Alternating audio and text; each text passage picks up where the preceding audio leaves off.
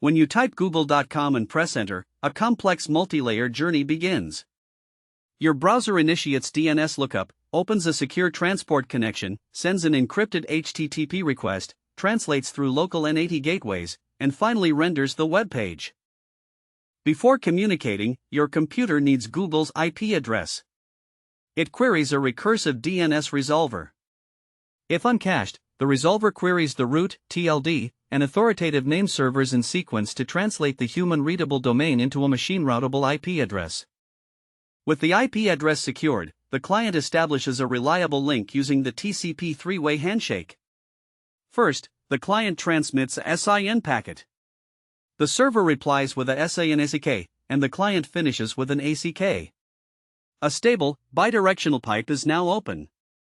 To keep your data safe, a secure TLS session is negotiated over this TCP pipe. The client and server exchange certificates, agree on cryptographic algorithms, and derive unique symmetric session keys to encrypt all subsequent HTTP data. As packets leave your local network, your router performs network address translation, or NAT. It translates your private local IP address to a single public-facing IP, rewriting source ports and recording them in a translation table so returning traffic finds its way back to your device.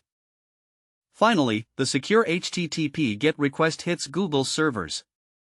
The server processes the request, locates the index file, and fires back an HTTP 200 OK response containing HTML, CSS, and JavaScript. Your browser parses this data and renders the Google homepage.